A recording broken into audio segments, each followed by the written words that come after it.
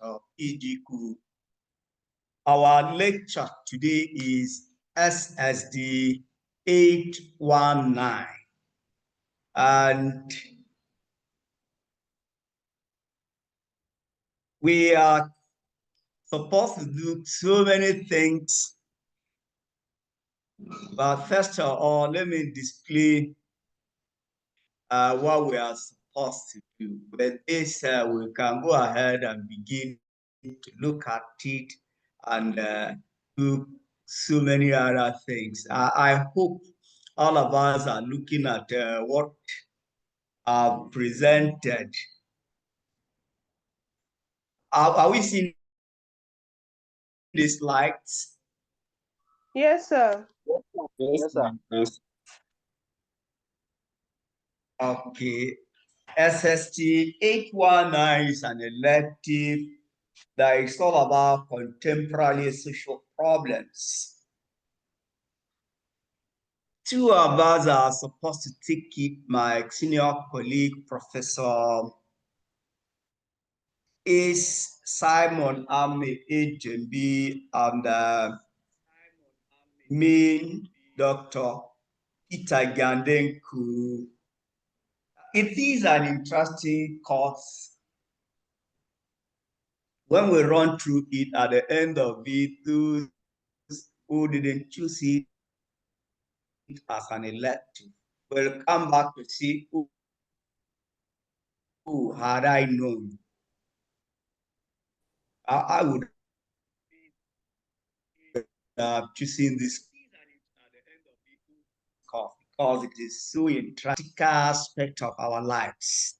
Imagining something has happened or imagining something will happen. This is something it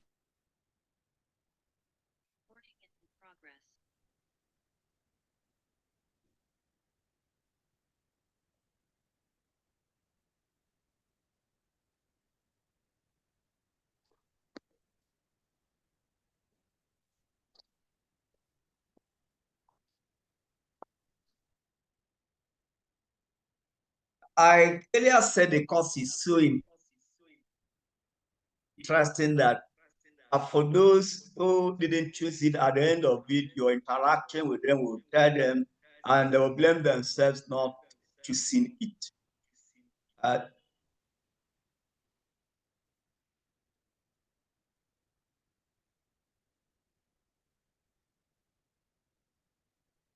In a society, there is one thing that is very common.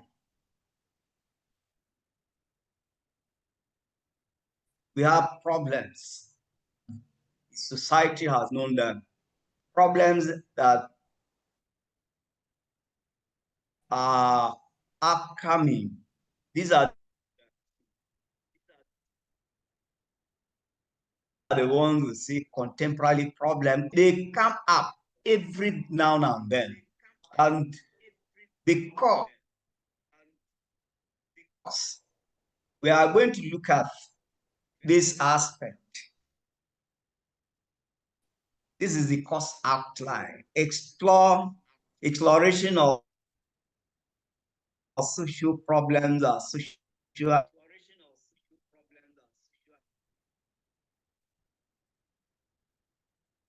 problems associated with the family, the structural features of social problem, impact of fall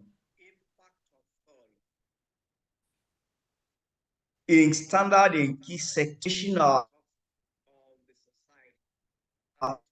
welfare of individual society is jeopardized by lack of social standard.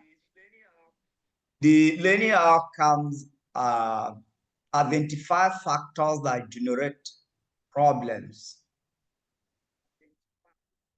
explain the impact of the society as a basis for social problems, and identify how welfare of individuals and societies are jeopardized by lack of social standards.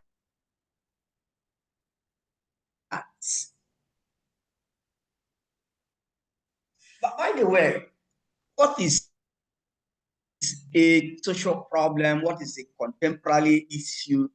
When you are talking of a contemporary issue, it refers to a current problem or debate that is happening in the present time.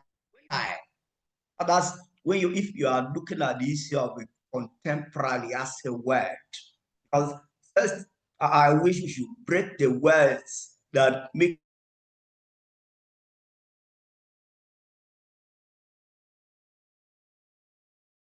up the title of the course down so that we'll first then proceed to assimilate what the course is all about. It is an ongoing topic of discussion and often has an impact on society. Contemporary social problems examine problems confronted by human beings as both creators and the object of society. If you look at it, some of the problems you create them, and some of the problems are there for us to feed it. Problems of family instability, uh, problems, health and disease. If you look at family instability,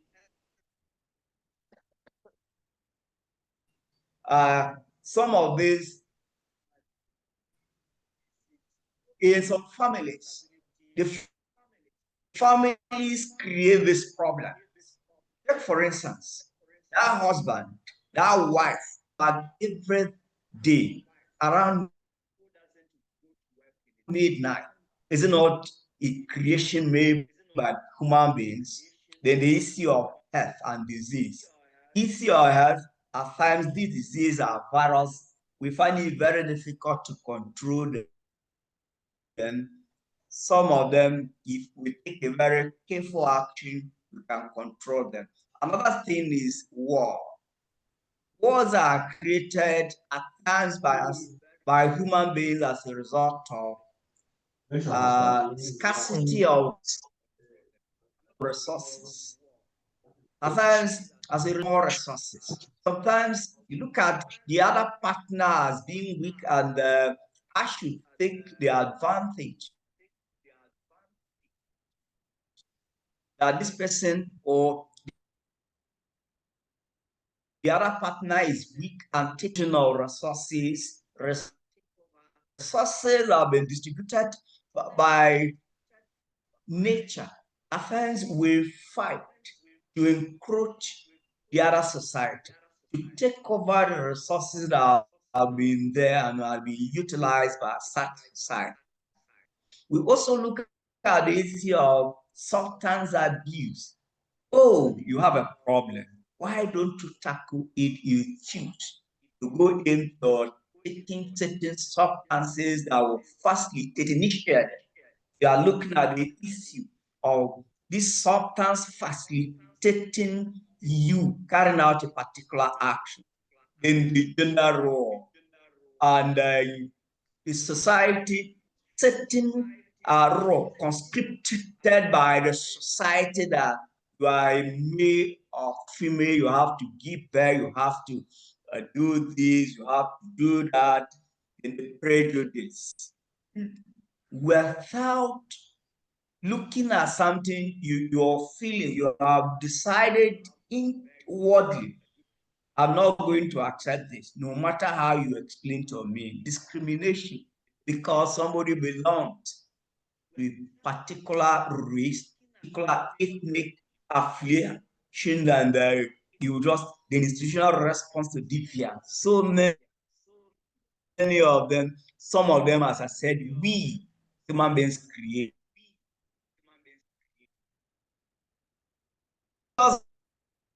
See here, they are saying this land are titles and a lot of there are human beings are here.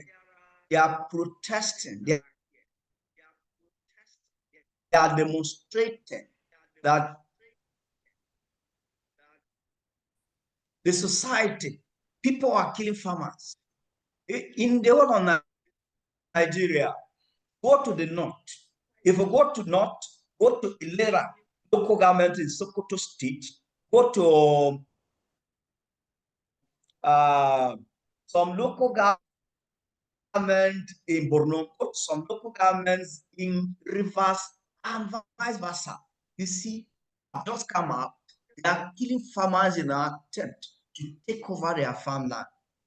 Another one is falling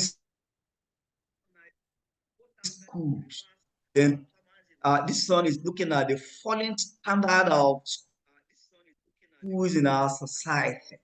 That yes, at times we cause it. We parents, when we take our children to school, will give their teachers gratification so that our little children who are in nursery school will be placed in a better position. I want teacher, auntie, uncle, I want my child to be number first. These are creation by we members of the society. Then particular emphasis is given to how groups define all the social problems. If you carefully look at it, how does the group defines is social defined by the group. And if we look at it,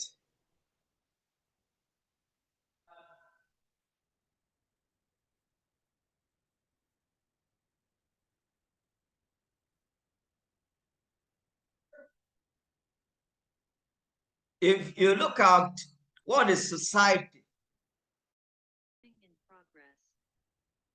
is doing, it becomes pretty a little difficult in looking at what we can do. Then emphasis is given to define experience. Are you sure? Are you seeing my slide? Hello? Yes, Yes, sir. sir. We can see, sir. Yes, sir. Yes, please, sir. Okay, Yes, we are seeing that's it. great. Okay.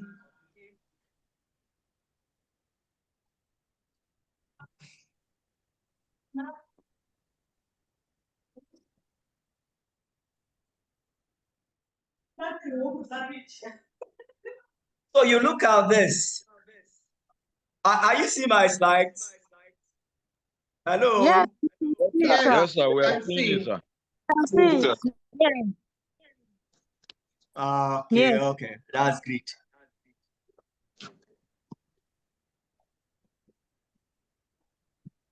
So when you look carefully at what the society is doing, it becomes something that we all look at it.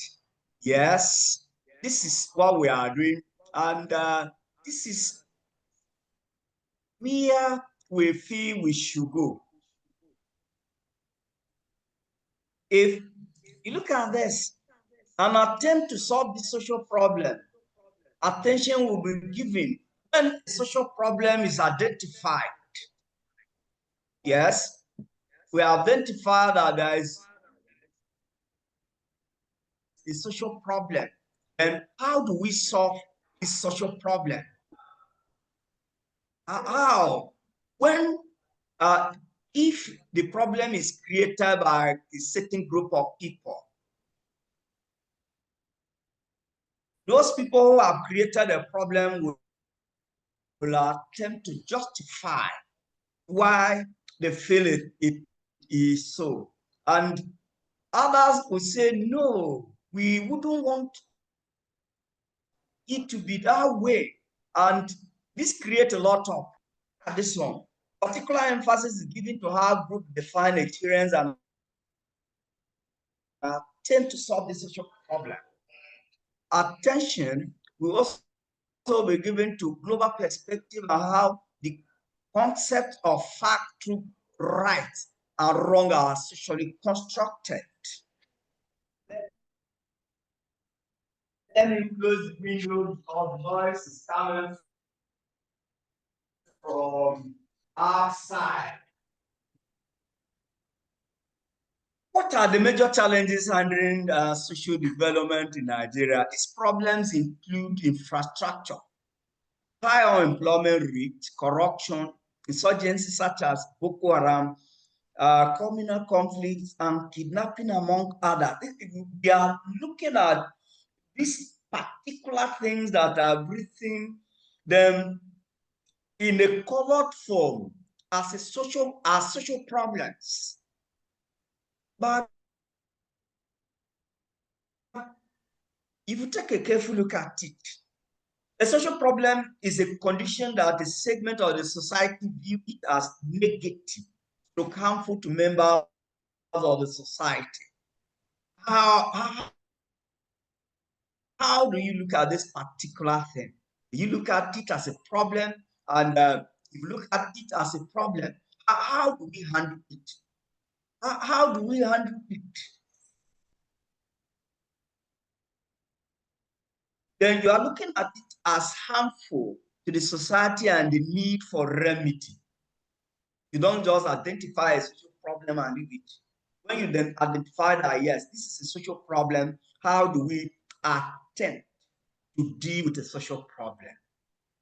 And all social problems share common elements. These are elements of social problems. An objective social condition. When you talk about objective social condition, as a problem may spring up, there is a condition attached to it that has made that problem to look at it. People view it objectively.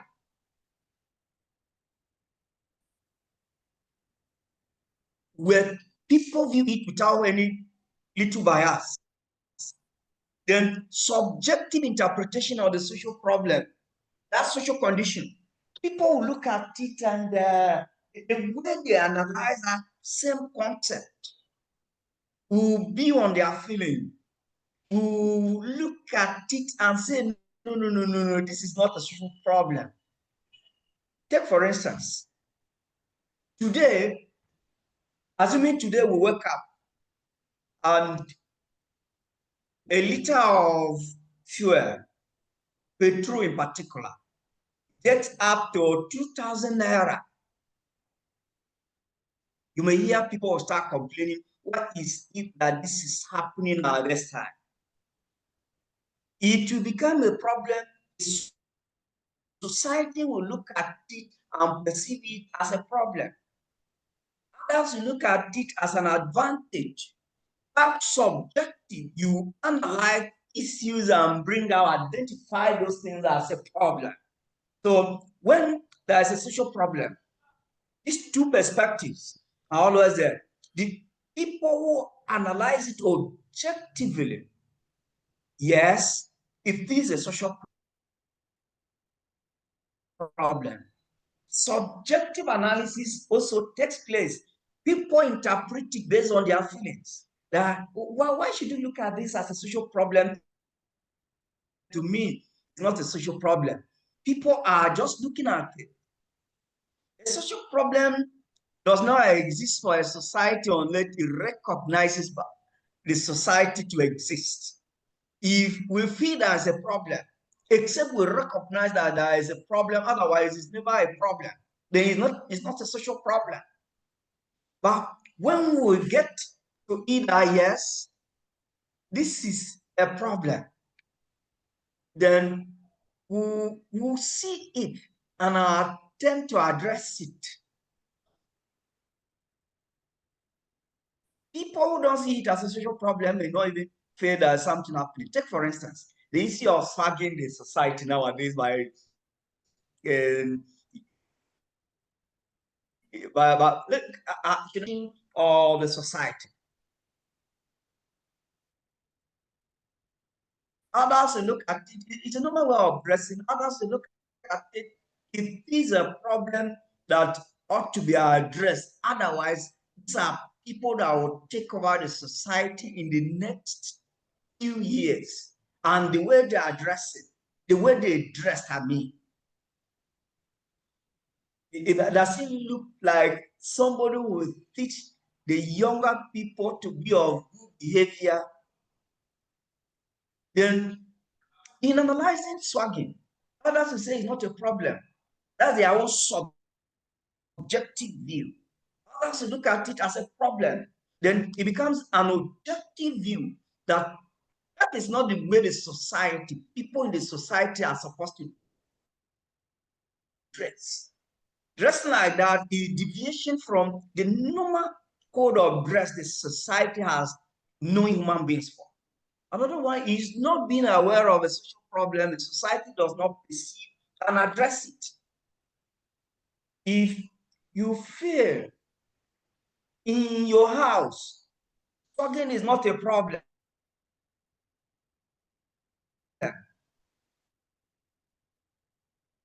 Never tell your children that they don't swag here. If you swag, don't enter this compound so far as I'm the owner of this place. It means people or those parents have identified swagging, for instance, as a social problem. Now they are discussing it and are attempting to address swagging. Then when they go out, they will discuss it. Why? Where is the society going that will buy clothes for our young children, for our children, for our grandchildren, but they don't want to wear it, they prefer going out half naked?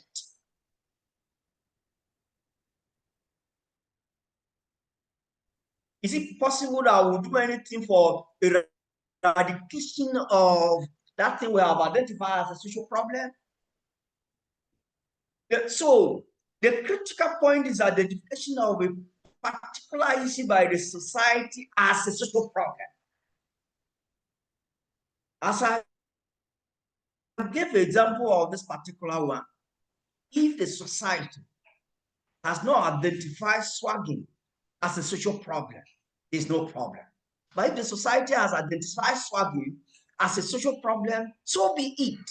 In your house, people will, the young generation will swag, but you will not look at it as a problem. Then it is not a problem. So social problem must be identified.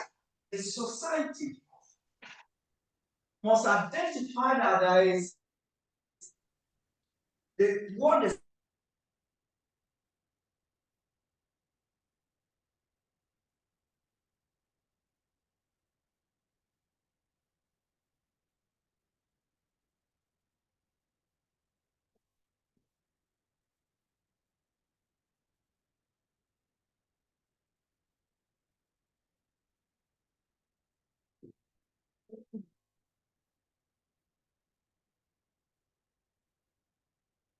is doing is not right. The society ought to do this in a good way so that solutions. So this is very.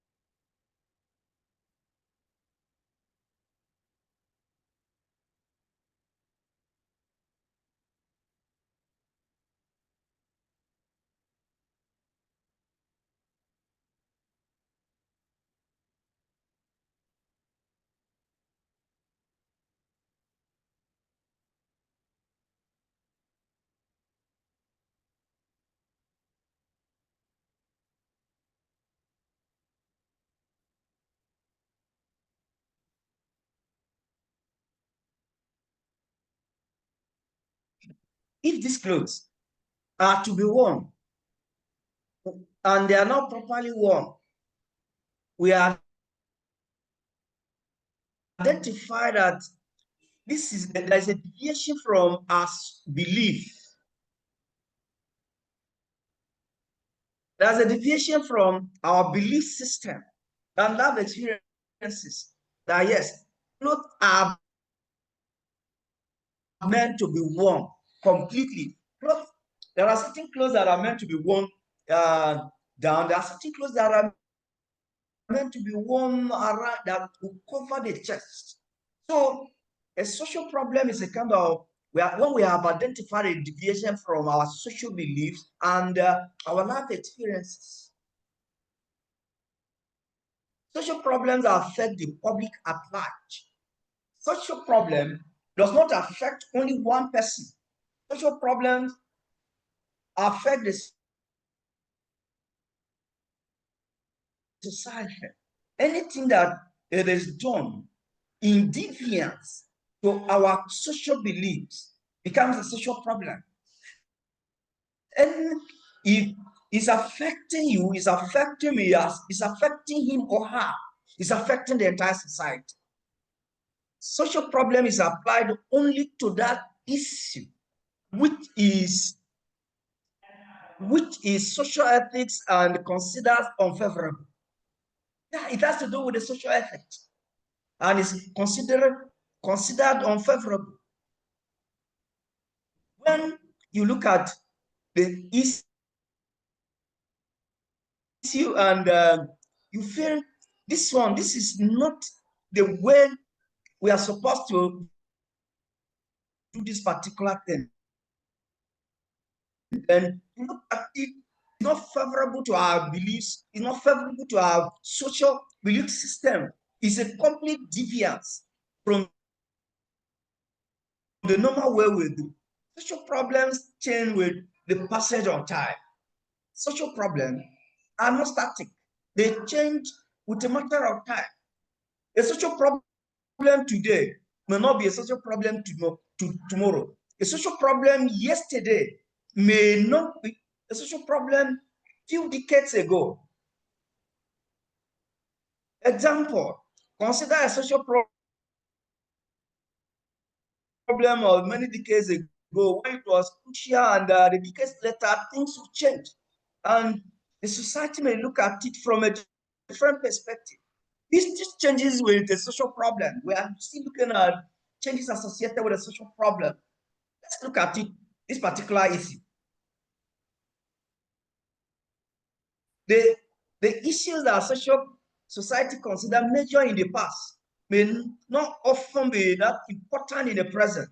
For example, at a point in time, a major concern in Nigeria was how to buy a bicycle and motorcycle.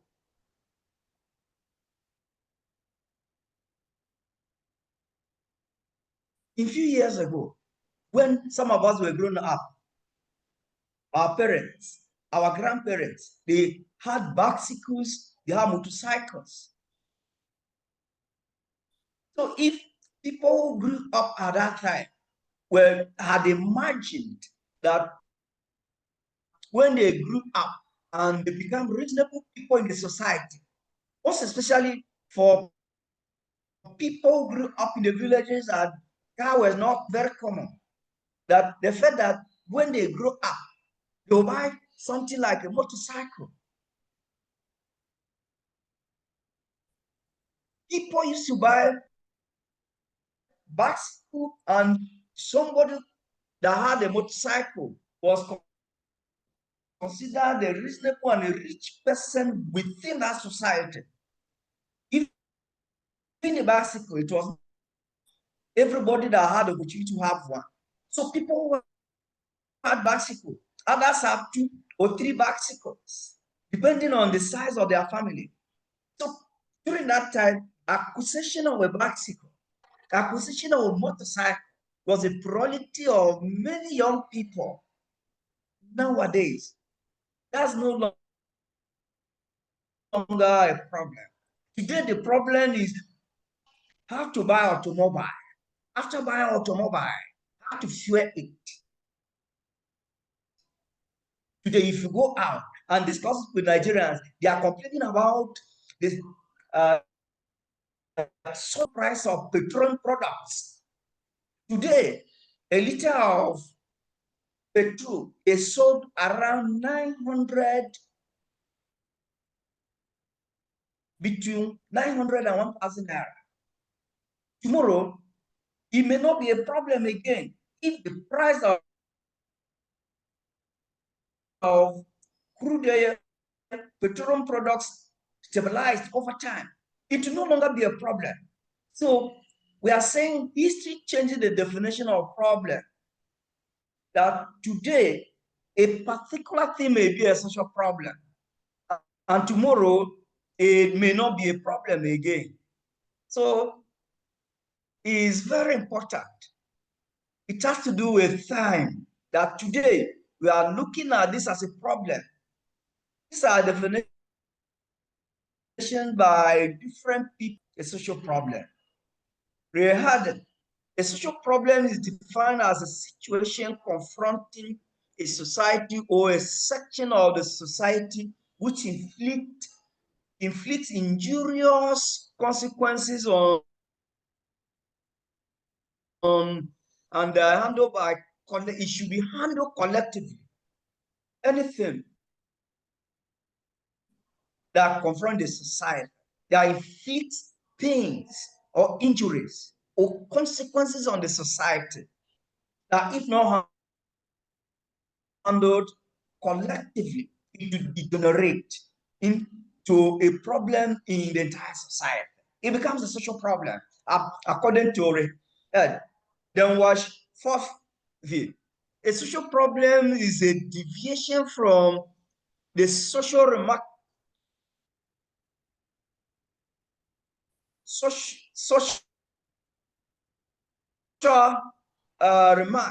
by this. A social problem is a deviation from the social idea remediable by a group effort. If you are having anything that it remedy need collective effort coming together to find a remedy by a group of people, not by only one person, then you are talking of a social problem.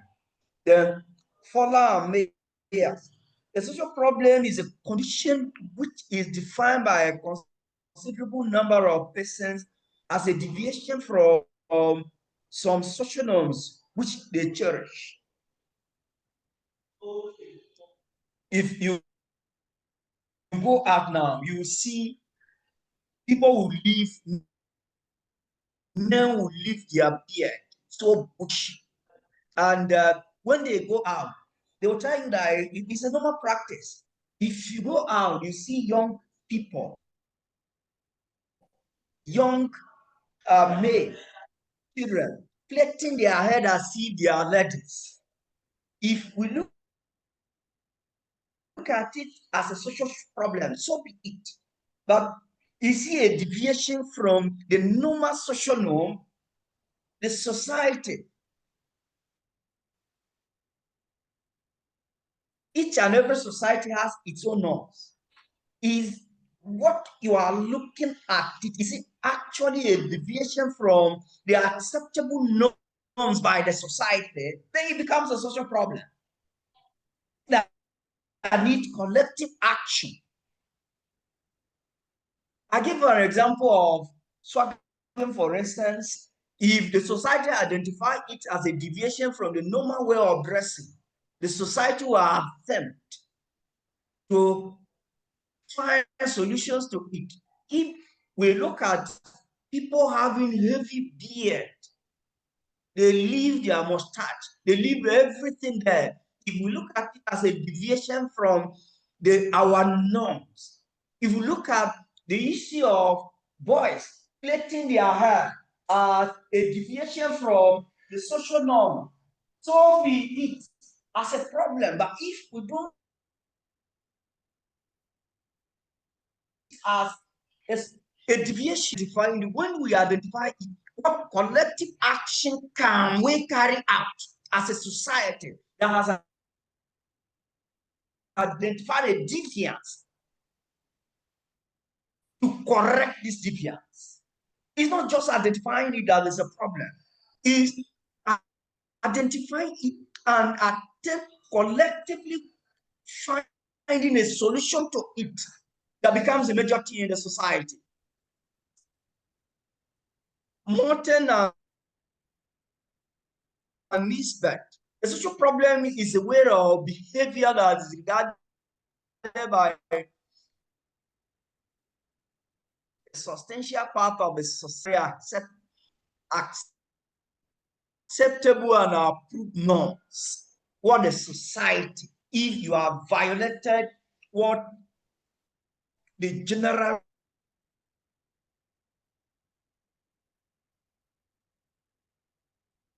approved norms. This is just, they're only trying to toy evolving around the same corner.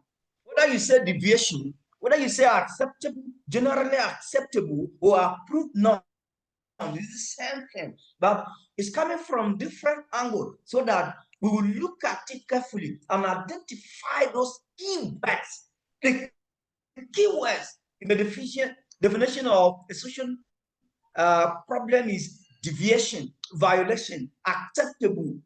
It has to do with what the society has accepted. Ravensly zinc. A social problem is a problem in human relations which seriously threatens society or impedes the aspiration of many people. This is also good. This one is looking at how it impedes. It means it has to be corrected. Something that threatens this, something that impedes the important aspiration of many people. Cotton and Leslie. A social problem is a condition affecting a significant number of people in ways considered undesirable. Let me rest here.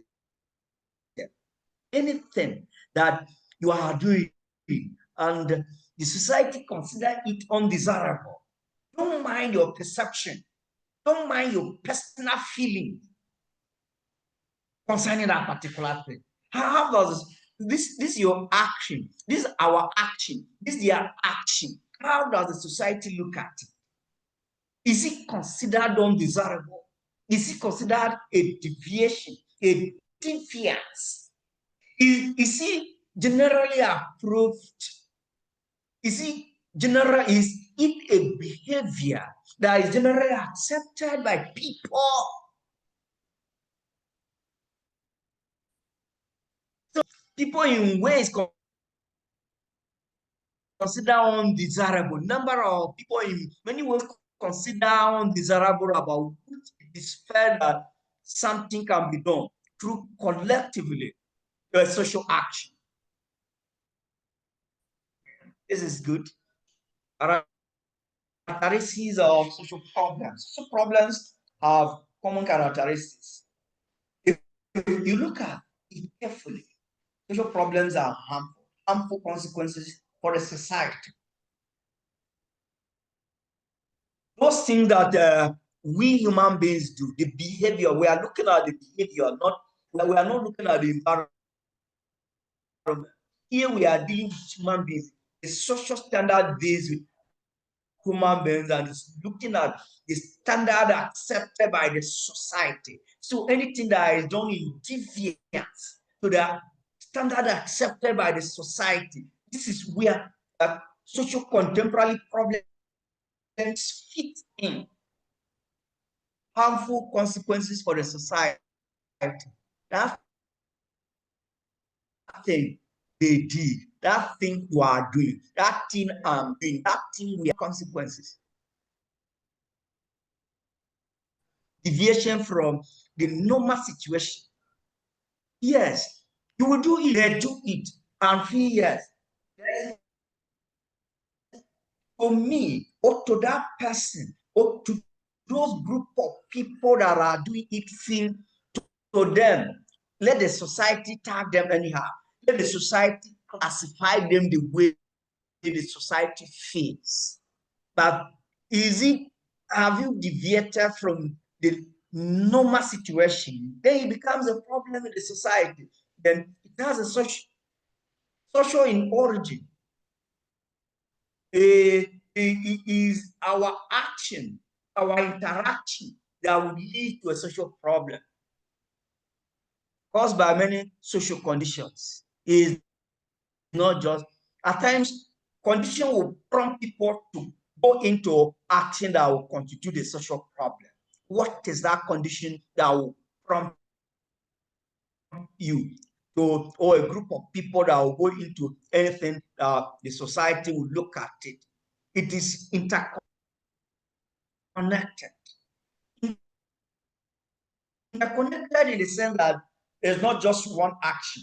For people who engage this kind of action, they will tell you that yes, we eat, we can do so many other things, but it has to do with people that are there, people that people that it has to do with people who are share the common behavior, and they are have accepted that particular thing for a very long period of time. So we look at it as interconnection. It's not a single action. After all, sections of the society affect all sections of the society. It affects all sections of the society. Different sections of the society affected by the social action. If we say yes, then the different impact on individuals and the society. It has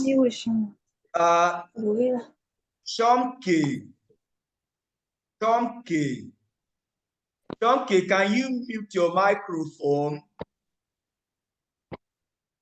Chomke,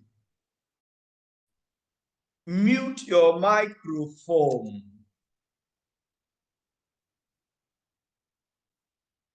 Chomke, are you with us? Yes, she has muted, If sir. you are without. Yes, sir. There's no sound from my Okay, that's great.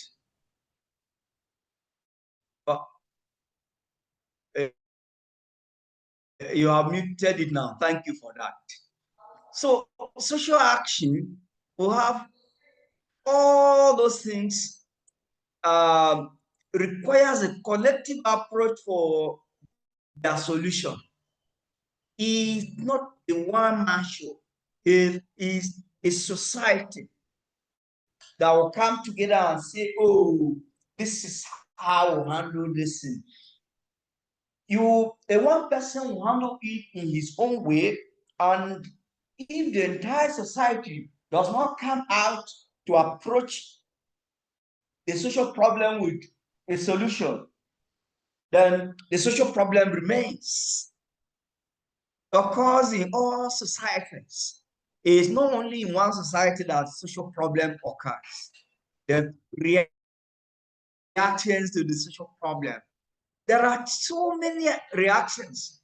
An attitude of unconcern. An attitude of concern has to do with the society. Certain section of the society looking at it and saying it does not affect me. It does not affect me. So what's my concern about it? I don't need to keep engage people in this because of the actions of these students. I don't need to engage people because of the action of this voice here. Because the person reacting like that, she is not affected.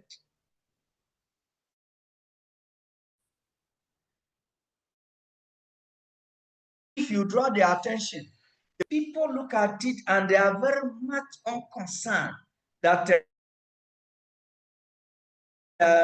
it does not concern me. Initially, so many people will say, by the way, it doesn't affect me. It is only when their own interests are involved that you see them becoming agitated, and they will feel interested in a particular problem. Otherwise, so draw their attention. This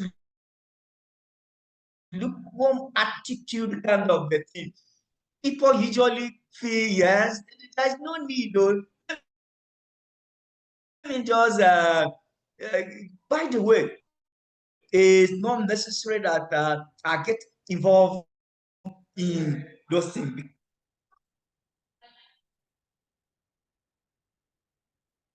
Another one is fatalism.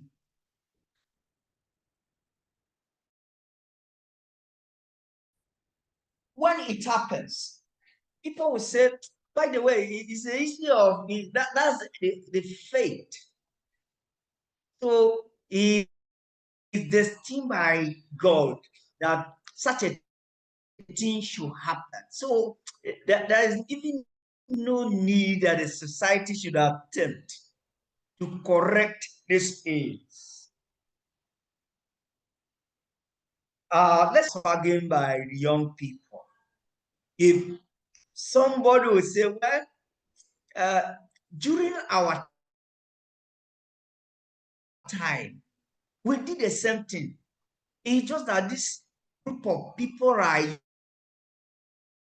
young and they have the energy and they have so many of those things, which is why they are onto it. So let's just leave it. It has been the thing that these people will do it is as a result of juvenile delinquencies. So when juvenile delinquencies are gone to the extreme, we will allow it to go. There's the issue of mortality. Well, let's just leave it. Let's keep quiet about it. But one day, the solution will come from heaven. How sure are you if you don't take action? The solution will come from above. Well, I'm saying it because I believe in my faith that if this thing that is happening is not God that has destined it, one day God will take action and a miracle will happen. What do you have to say about this one? Jennifer Jato, this fatalism that has to do with people reacting to the social problem that it has been destined to be like that. What your take on this? Good morning, sir. Maureen, thank you. Sir, to me, I would say it has done more harm than good because a lot of us, because of our faith, we have relaxed in certain aspect of our lives. Let's look at the insecurity aspect, for instance, sir. People will say, "Oh, God knows why it's happening. God knows why this is happening. And let's leave everything in the hand of God. One day, God will make everything to come to an end." But this same God we are serving, the Holy Book says that heaven helps those who help themselves, and faith without work is dead. If you are trusting in God for something and you are not making effort for that thing to come into manifestation, it will never come into manifestation. The same thing happens with unemployment. If you are looking at it that you are trusting, you are looking for a job, maybe with the government parastatal, and maybe there is a skill in you that God has imbued in you, like a handwork kind of skill, and you are looking at it that instead of you to put that handwork into practice, you will continue to apply and apply and apply, and probably in the next 10 years you don't get a government job. Maybe if you had put that skill into practice, you started little from a little beginning. Within that 10 years, God would have maybe sent someone to come and invest in that skill of yours that will help you to do better. But I'll continue trusting in God and I'll continue applying. I'll continue trusting in God and I'll continue applying. You are trusting in God, but you are not working towards helping yourself be a better person. Maybe God wants to use you to help other people's life, but because you are trusting in God for a federal government job, you are not putting your skill into practice. So to me, I feel it even has more disadvantage than advantage, because some people become too over religious, that everything they depend on God, everything they depend on God. And at the end of the day, you end up dying without even doing anything to protect yourself or doing anything to help yourself out of a situation. So it's more of a harm than good. And the earlier human beings and we Africans learn to walk towards our trust in God, so that God too will manifest in us, the better for us. Thank you, sir. Thank you very much. As you were talking, you also explained the unconcerned point I earlier reached. For instance, there are a lot of people in the society that are not employed. Because you are employed and you are working, you are not concerned about the unemployment, the high rate of unemployment in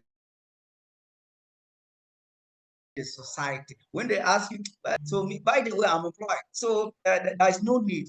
John K, can you react to this particular point of fatalism, attributing social action, deviation from the acceptable norm, as something that has to do with faith? What's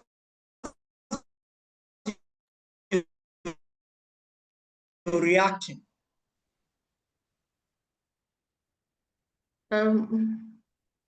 Okay, once again, good morning, sir. Good morning, colleagues. In my Maureen, thank you very much. opinion, I see that this fatalism is born out of people's orientation and a level of understanding. We in our society, largely, when people come to their wits' end on what to do, we'll just say, God knows. You know, maybe it's village people or something. We find or attribute it to forces beyond our control. But in many instances, you look at it closely, it's a function of a limited understanding of the issues and how we can address those issues. Sometimes also it has to do with an unwillingness to take responsibility, where people will just say, anyway, it's for things that they could have done to avert a negative circumstance.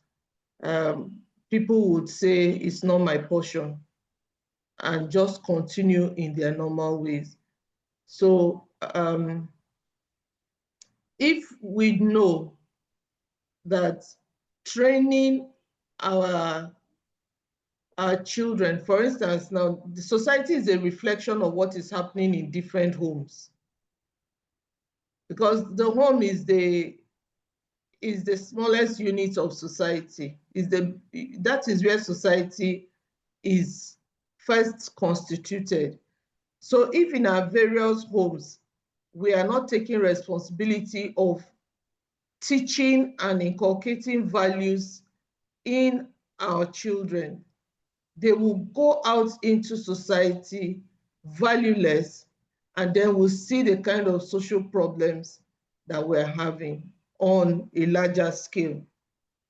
So rather than take responsibility and train our children and guide them from the beginning, catch them young, we say, this generation, this is how they are. And then we just throw our hands in the air. So I think for now, that's what I'm able to say. Thank you, sir. Thank you. Thank you very much, Madam.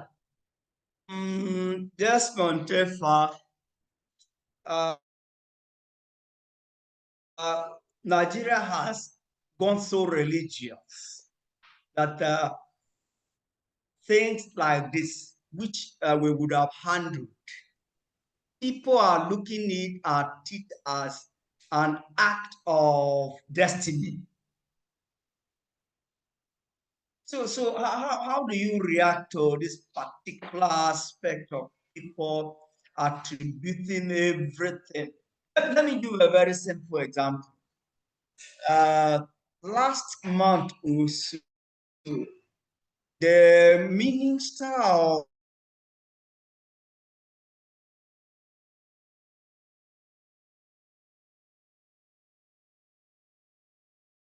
Culture and Blue Economy a specific time to pray for the country.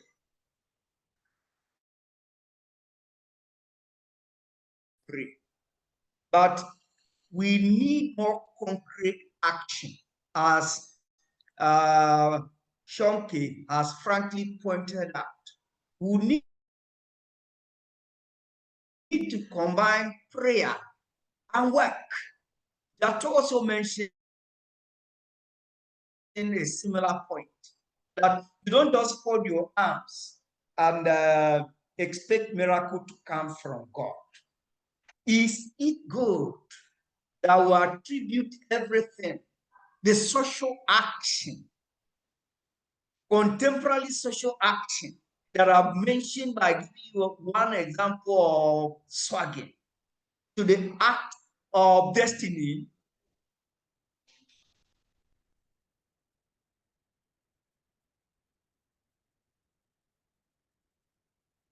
This Montafa, Yes, I sir. hope you've heard my question.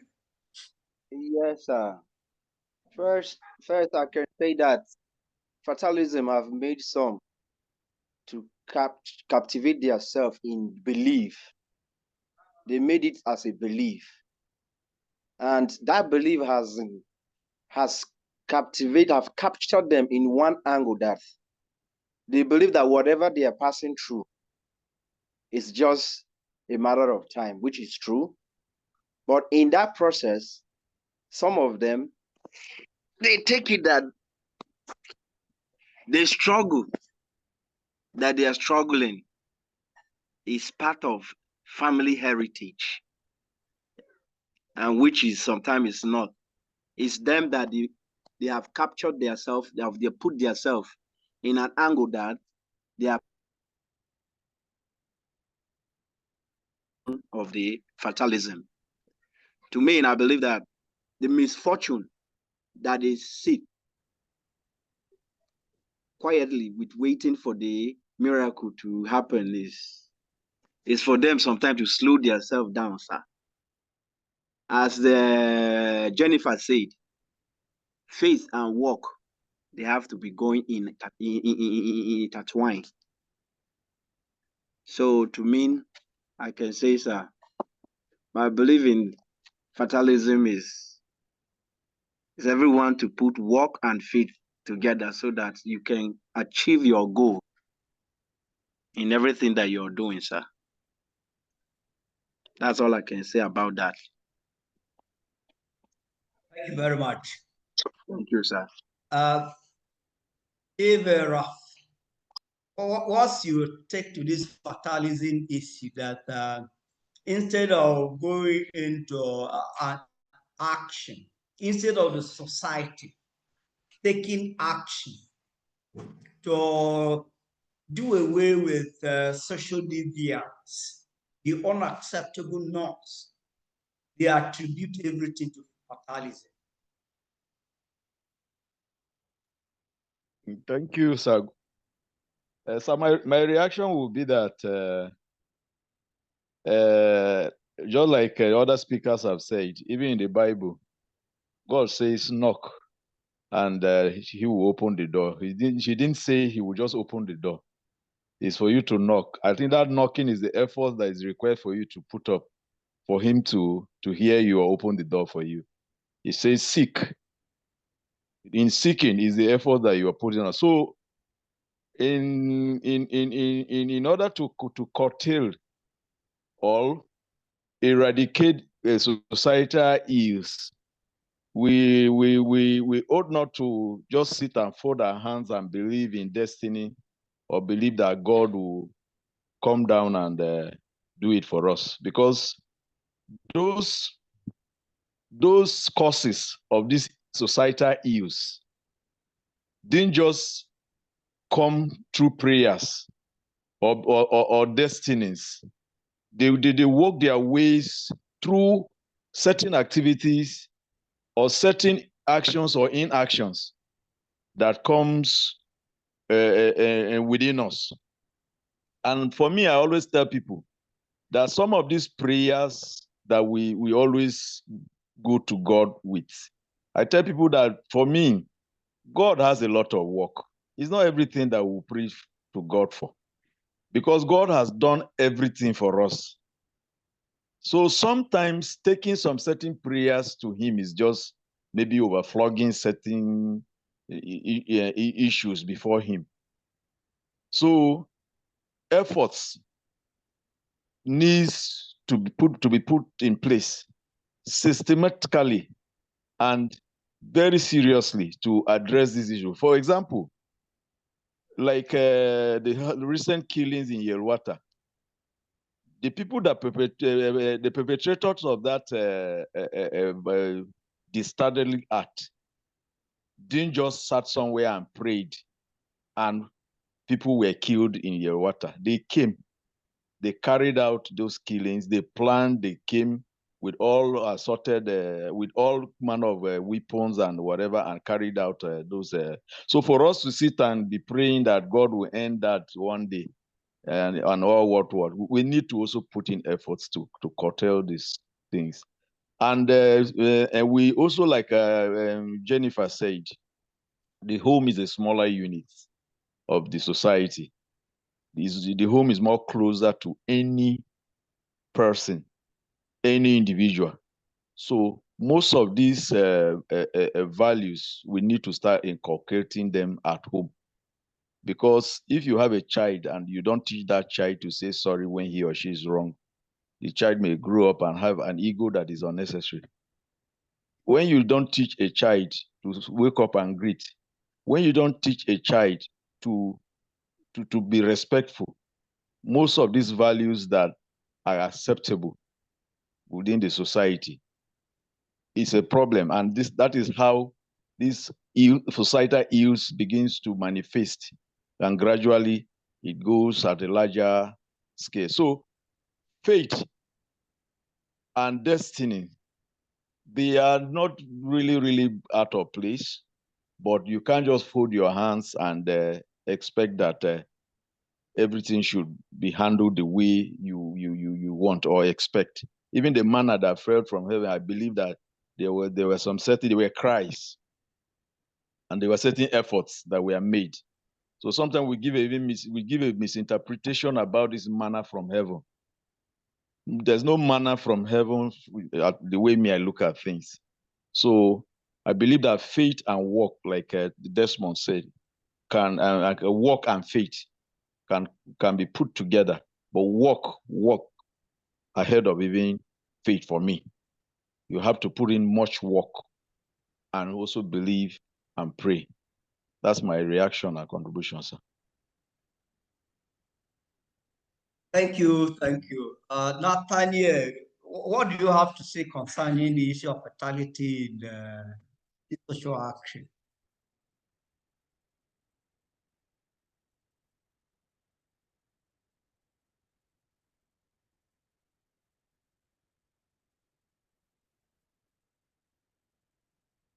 Nathaniel, are you hearing us?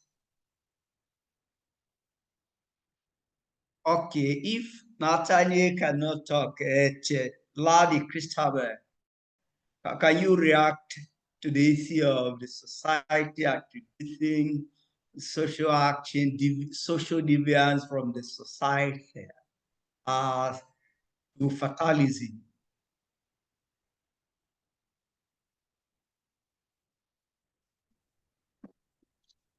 Good morning, sir. Good afternoon, sir. Good afternoon, everyone. Fractalism in the society, we call the concept of fractalism in the society. However, I can see that is the way, the ideas that people have uh, have uh, hello, can you hear me? Very well, I'm hearing you. I am saying that fraternalism and its concept in the society had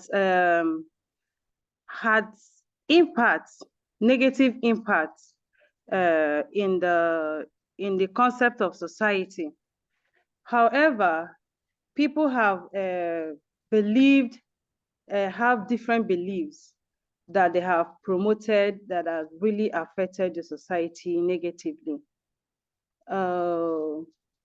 Issues Yes, of that's good. issues of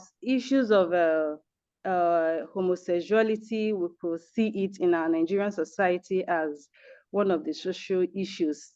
But people that believed in this really believed so deep that they believe that is the right thing that they are doing, but has constituted a lot of social problem in our society these days.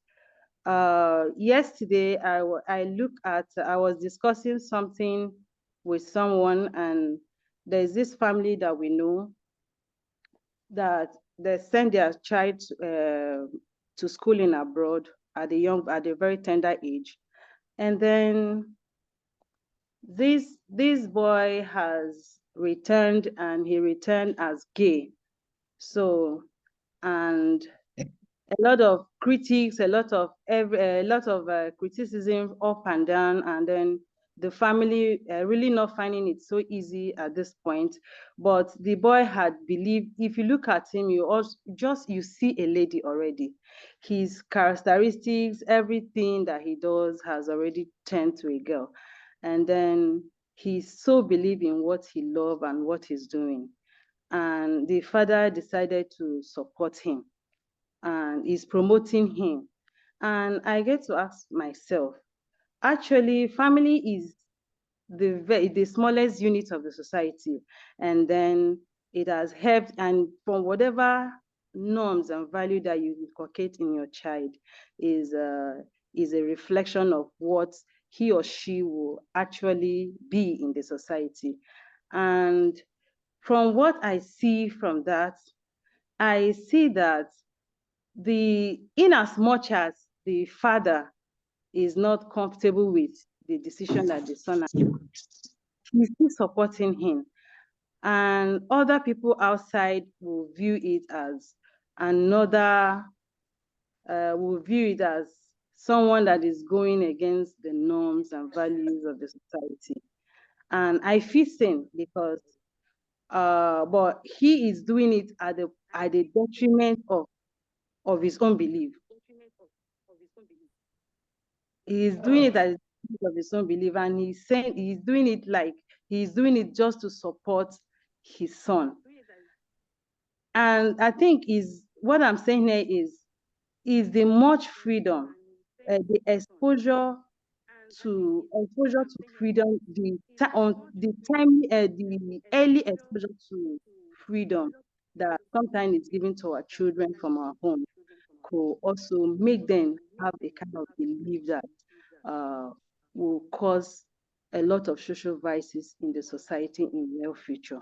So seeing the family as the smallest unit of the society, just like other speakers have said earlier, it is important that we train our children, just like the Bible said, in the way they should go. And when they are grown, they will never depart from it. And it's not just about prayers, just like other speakers have said also. It's about work. Because when we keep praying and praying and praying without doing the right thing, it is wrong. Recently in my church, our pastor has to send some people away for coming to pray early in the morning and always staying till evening. Because he feels that when you pray, you should take action. As a young man, you come to the church environment and you pray from morning to night, and it's every day, and you kept doing it. And then when it's time to go back home, you look for someone to ask for transportation and all that. So he feels that you are being unfair to yourself and even your male future, because if you're not doing anything and you keep praying, that prayer may likely not work. That it is important for you to pray and do something. So I think this is my take on this is what I can say so far on this issue, sir. We appreciate you so much. I don't know whether, do you have anything to say? We are not compelling anybody to talk, but if you feel like talking, if you are given the opportunity, you unmute yourself and talk. Onguga, do you have anything to say about fatalism relating to the issue of this? As a characteristics, people attribute fatalism to social deviance. Somebody is going out of way, but the society will look at it and say, no, no, no, that he is destined. It has been destined that that person should behave like that. What's your reaction to it? Good morning, sir. Good morning, my miss. I'm so happy to be here this morning. Thank you very much. Yes, I was with my neighbor this morning. We were discussing something similar with this topic. I was encouraging him to go to school. Then he told me that their family, they don't used to go to school. Once somebody go to school, the person will die. So I told him that these are male beliefs. It's just like if somebody starts, somebody may not even die. Then he told me that about 2 of them in their family, they went to school and they died. Then I told him that this year I will help him, I will buy a phone for him so that he will go to school. And this issue of fatalism is something of male beliefs. In the Bible said that what we thought prayers is dead. When I was in the secondary school, in my SSC, one of my master told us that we should pray as if there's no God, as if there's no book, and we should also read as if there's no God. So these are male beliefs, and we should, as the other speakers have said, well, we have to start in our family. We have to encourage ourselves in the family. It's not a matter of misfortune. Hello. Hello, Nyamgi, please unmute your microphone. Mimigo, you also unmute your microphone. As other speakers have said, we should put prayers and work together. It's not everything that we attribute it to misfortunes. And we should start with our family. The family is the immediate community, so we should start with our family to encourage people to not everything we should put it to God. That's my take on the topic. Thank you, and thank you. Like, do you have anything to say concerning the issue of fatalism that has to do with social deviance?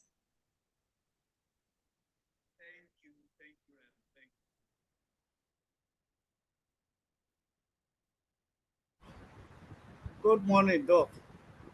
Good morning, class. So, Thank you very much. Fatalism, to me, I see it that this is where the societies start to crumble, start to fall. Because when somebody starts something and you fail to correct or to put that person in order, that is the beginning of the social problems or issues we're having now. Because where I am now, there's a lot of things that are going on wrong, a wrong thing that are going on. But when you talk to a child, the parent will say, "Oh, allow my child is his or her time to behave like this. This is the modern world."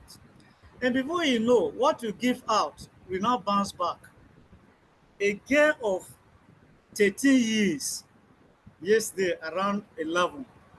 So this girl run away from the home for the past 3 months, sleeping in Which the 11? hotel. 11 p.m. or 11 a.m.? 11 Sir? a.m. or 11 p.m.? Sir? Was it 11 a.m. or 11 p.m.? 11 p.m., sir. 11 p.m. Okay, go ahead. Yes. The uncle now saw this girl in the hotel junction. They have to bring this girl home. Reaching home, he discovered that this girl ran away for the past 3 months. They've been looking for this girl, print pictures, missing girl, missing this. How known that this girl was in the hotel. But when this girl was growing from the tender age, when you talk to her, the mother will say, allow her. I don't allow her. Over-petting. Over-petting. They will tell you, leave them. It's their time. God cannot come from heaven and train your daughter. God cannot come from heaven and train your son for you or for us. It's our effort. The previous speakers have said everything here. It's just to ask. So let us do away with this fatalism that our manna will come, God will come and train our children. God will come and change this world. The sagging that started now is like is a normal thing. Any small boy you see doing sagging, any small girl doing sagging. Another trend now, planting of hair is coming. But the mother, the father will be there, thinking that God will come and stop it. Never. We are doing ourselves. Fatalism is the beginning or the beginning of social problem. We too fold our hands. The religion is spoiling us. Let me put it in that way. Because they say, God, God, God, God, God. It's not everything that God will come down and do. God will assist us. When we knock, the door will open. But when you fail to knock, the door will close. So let me start from here. Thank you, sir. Thank you very much, Weka. Igba Mimi, do you have anything to say concerning this fatalism? Fatalism is all about people attributing the social deviance in the society to destiny that has been destined that the society will go like this. So even if you are attempt to correct it, it's going to be so. What do you have to say about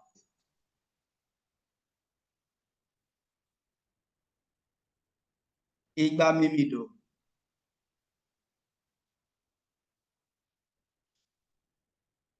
Okay, she's not responding. She doesn't want to talk. Agonado, do you have anything to say about the topic under consideration? Yes, sir. So what I have to say is that many people have spoken concerning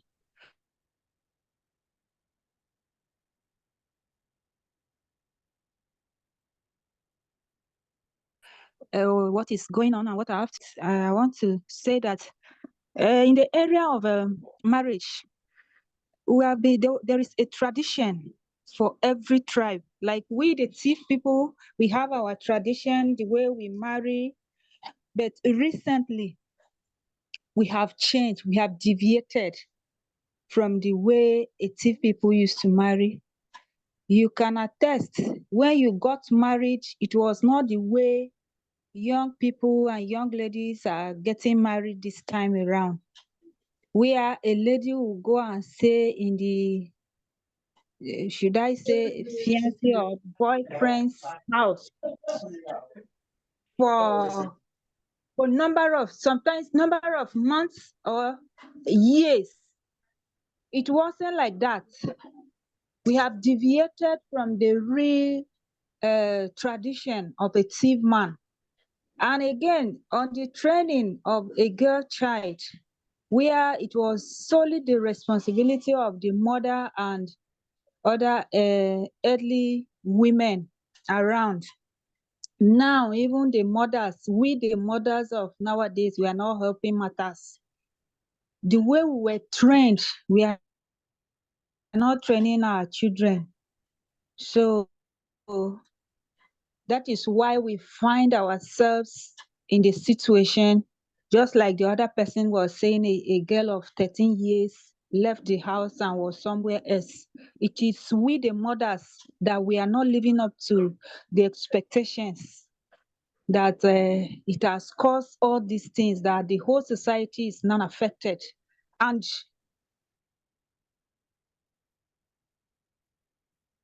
you cannot talk about somebody's child because you fail to train the child in the proper way. So how can you go and question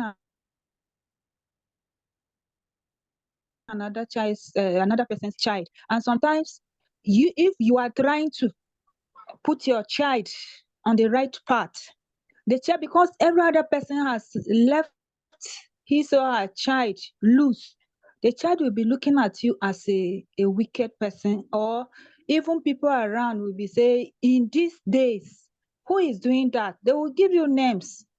So it has made some people just to relax. They don't want to be called bad people. So that's my little contribution.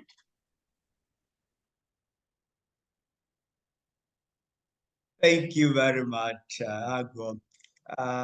Fine, do you have anything to say about this issue?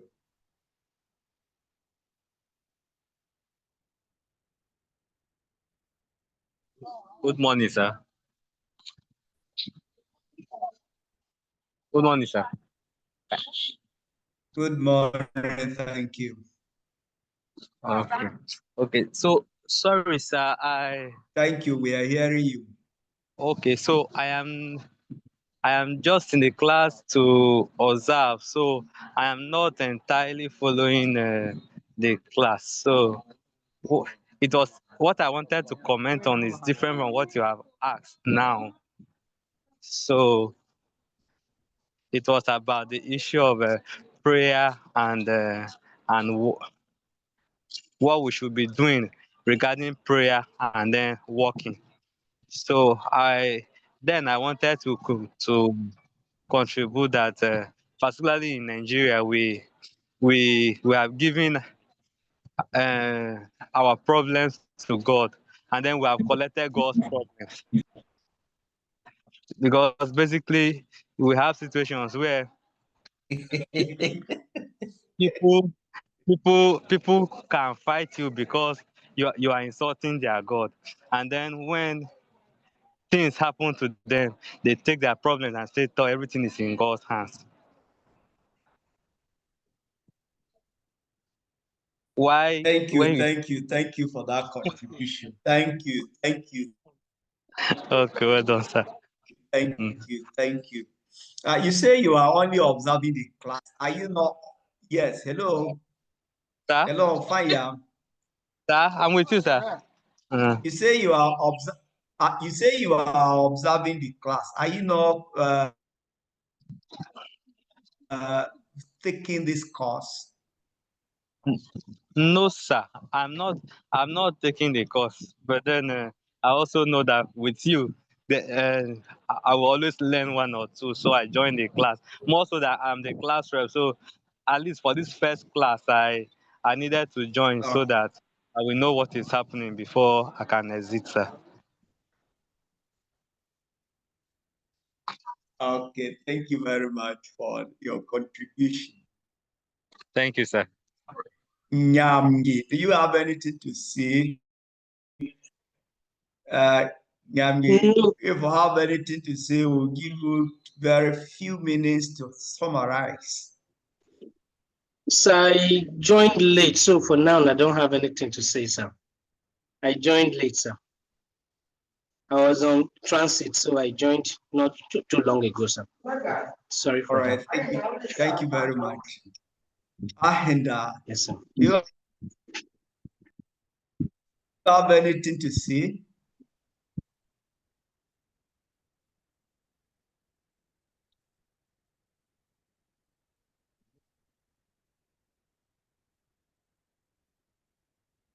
Okay, Tehi Dejime, can we hear from you concerning the issue of fatalism and deviation from social norm? Where is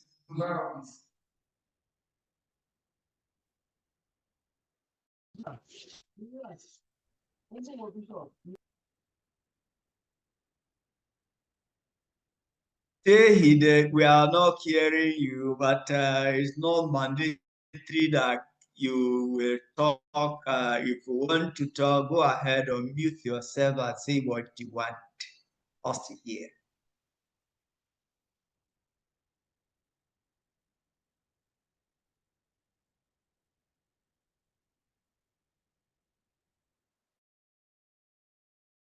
Okay, thank you very much.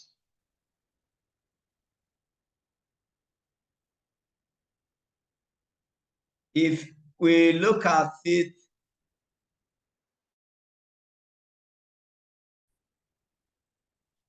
let's look at this now.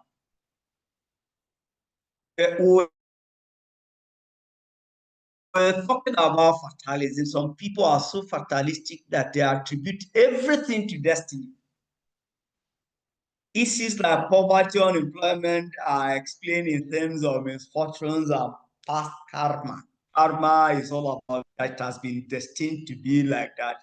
They therefore suffer the misfortune quietly and awake and wait for some miracle from heaven. Here we are looking at the social deviance in the society. People are looking at it as yes, one day a miracle will happen.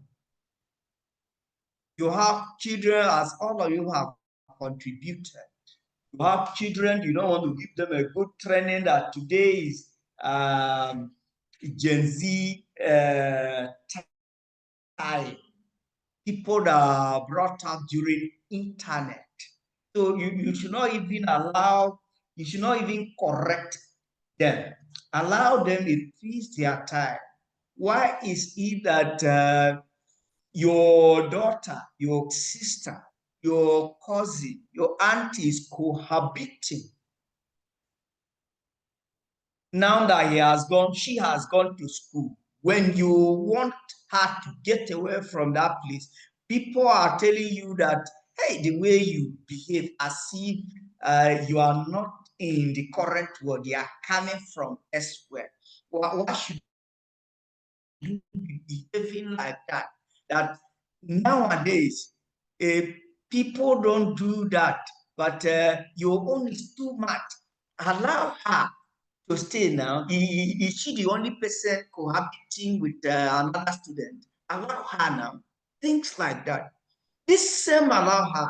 Tomorrow you come back to blame her that she went to school instead of doing this. Sorry, she came out pregnant. She was unable to complete the degree or complete the school, the program she went in. She rather came out with a bigger degree of pregnancy. So at the end of it, it's not proper. It's not everything that will attribute it to that the destiny has made it to be so. Is the same destiny that will come out to remove us from that particular situation. There, as a people, if we feel there is deviation, then it becomes a problem to the society. It becomes a contemporary issue that will come collectively to address it.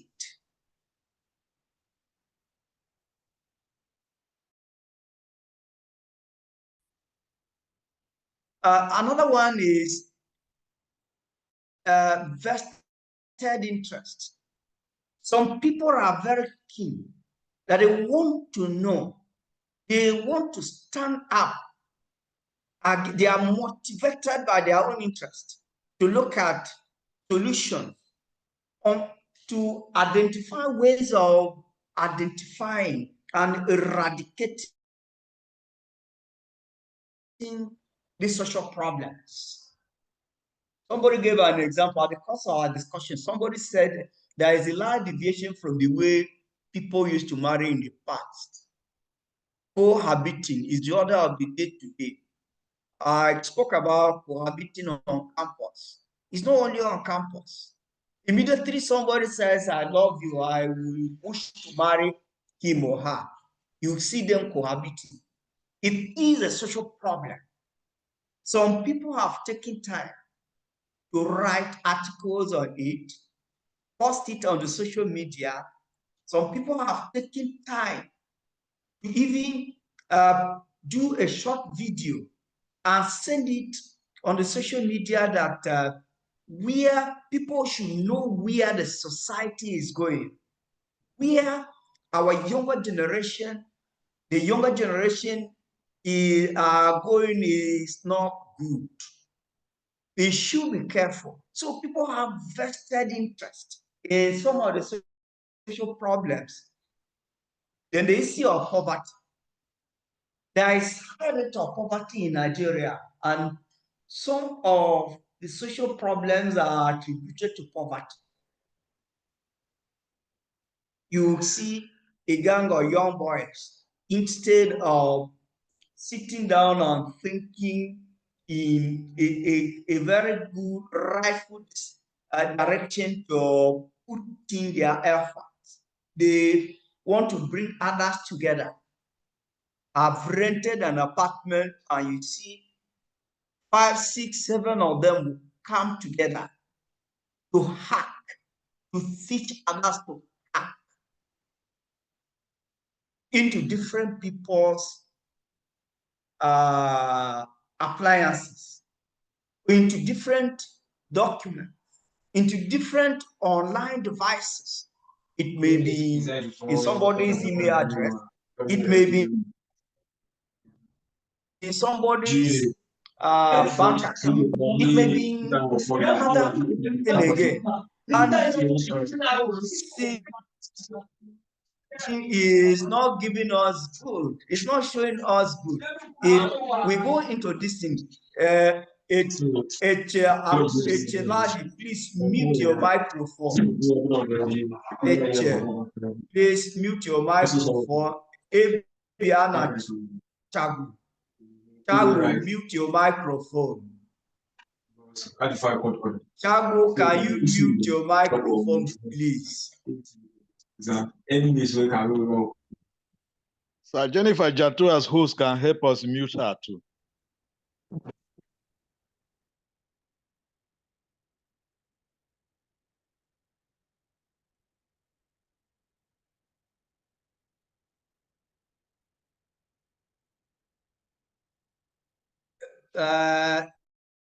Chago, you mute your microphone. So, people are sort of not being very careful on what to do because of poverty.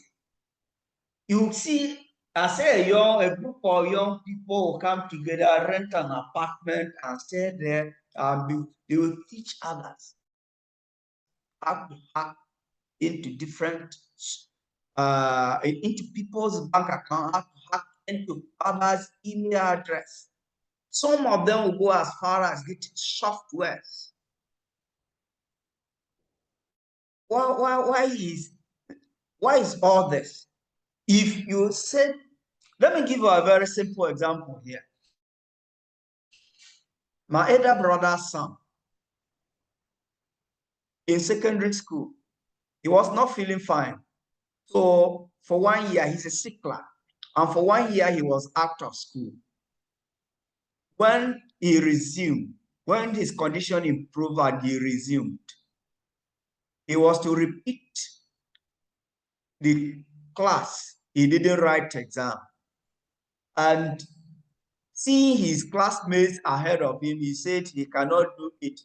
Why will he stay behind his classmates? He want to go and join his classmates. And the school said, no, you spend a year after school. We can't allow you to go and sit in the class which you were not promoted. He came back and told the father. The father said, no, I can't allow that. After a long discussion, the boy said they should take him to another school. They took him to another school. He spent a few days there and came back, told the father that the school is a scam. This is somebody, a boy who is not up to 15 years, told the father school is scam. He wouldn't want to go to school again. Going to church is scam. The father is a pastor. And what has God done to him? That he continuously go to church. He went to school. What has school done to him? He will better go into Yahoo Yahoo and get money. So we are looking at the high rate of poverty in our society that has prompted, has triggered a lot of young people going into things that they wouldn't have gone to. Assuming the father of this boy was rich and took him to US, on coming back here, he will come back and maybe the school he wanted change for him, they will take him to another school. He will maybe comfortable there and not see his classmates being ahead of him. But here you see him there. Then to address this problem, the government must invest in job creation and program. If jobs are not created by government, they becomes a big problem in the society. Other problems will emanate from the problem of poverty again. Let me also share another experience with you. Somebody in my village, a retired soldier, he spent over 20 years in the army and came back as a Lance Corporal, retired at the rank of Lance Corporal. He came, when after his retirement, came back home and wasn't paid his gratuity and pension.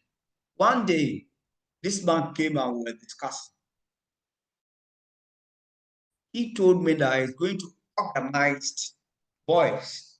They will go and mount roadblock. You train them very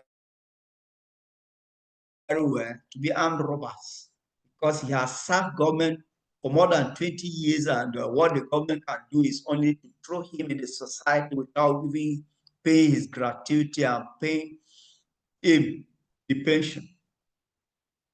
So you will see people like that. You will hear people like that talking. It is out of frustration as a result of poverty that you see some of the social problems. They don't just come out. If somebody is not frustrated, if there is no poverty, but it's not all of them that are as a result of frustration and poverty, but most of our social problem hinges on policy of poverty. If I said not all of them, look at when we were discussing another point, one has told us that parents narrated the story of parents sending their child abroad for studies. And when the child was there, because of, let me use this word, excess freedom that is being observed there, the child came back and became gay. For parents to tell him that, no, we didn't send you to school to come back and do this. Instead, they're supporting him. How many of us know Charlie Boy. Charlie Boy is the son of late Justice Oputa. Justice Oputa committee that Obasanjo constituted in 1999 to investigate atrocities committed by the military regime. If we hear our Oputa panel, Charlie Boy is the son to late Justice Oputa. Charlie Boy was sent abroad to go and study medicine. Charlie Boy went and came back as a musician. Justice Oputa initially disowned Charlie Boy, that he cannot allow that in his family. I'm repeating that late Justice Oputa disowned Charlie Boy. You see his video. Was initially disowned by his parents. When his father was alive, Oputa never related to Charlie Boy again. This is a strong signal to Charlie Boy or other children or other children that yes, if you do something wrong, I'll take an action. The society, if you start from our own house, if it start at home, we as a society, we collectively fight the menace. If this is not coming from our home front, who and how can we come out collectively and fight this social evil, these contemporary problems? We have identified them. How do we fight them? How do we attempt to eliminate them? Another one is corruption. In Nigeria, the rate of corruption is 2015 to between 2013 and 2017.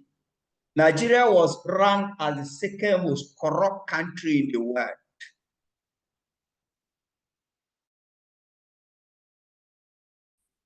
If you look at it carefully, individuals are richer than the government of Nigeria. And this has created a very negative impact on the country, as well as lives of citizens. Go everywhere, this place is corrupt. People are fighting, killing others to man those positions in government, to embezzle money, to dive into their personal gain. I recall I discussed when I attended an international seminar somewhere, somebody from a different country, at the course of discussion, the person told me that he discovered in Nigeria is only government is the only business we have in Nigeria. I denied it. I said that there are a lot of businesses, but he said, but why is it that everybody during the election, people will be killing others to think into political position? Is it not an example of government being the only business in Nigeria? So corruption has created a lot of negative impact on the society, and we are feeling it. Government needs to implement policies and programs to promote transparency and accountability. Government must also enforce laws and regulations that prohibit corruption. Otherwise, our country cannot develop. As a result of corruption, the younger generation, every day, if I interact with you, I ask you on personal basis, all of us want to be in both countries. But if all of us are living for UK, for US, for all those places, who will stay at home here and separate into our country. But one thing is, the political elites are not ready to allow the younger generation to partake in politics. Then what is the future of Nigeria?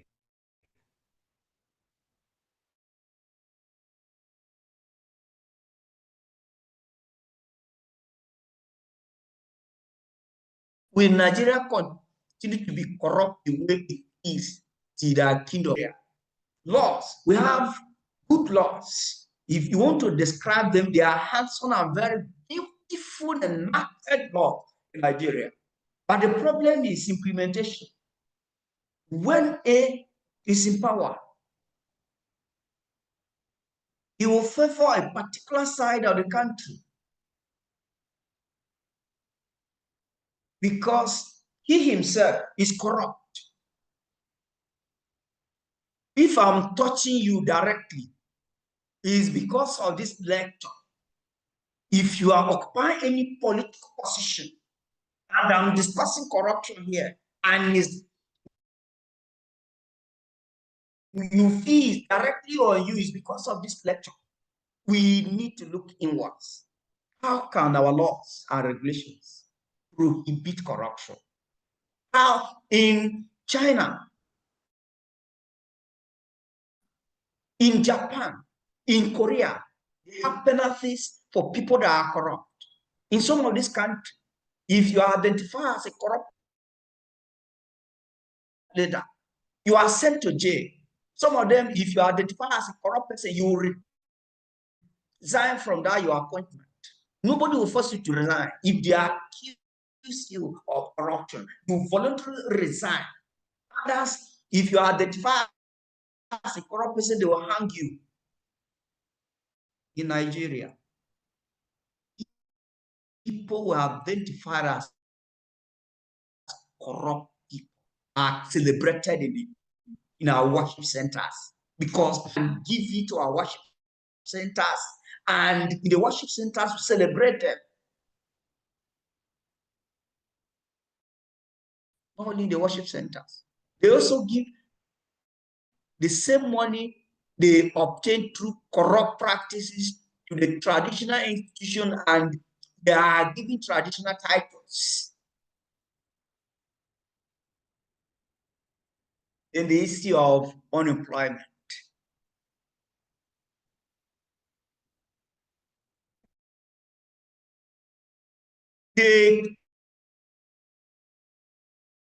there is high rate of unemployment in our country. Social problem is one of the biggest challenges we have. Note that people graduate from schools that can be employed. One man will embezzle money that should have been invested to employ 500 people. That same person is celebrated.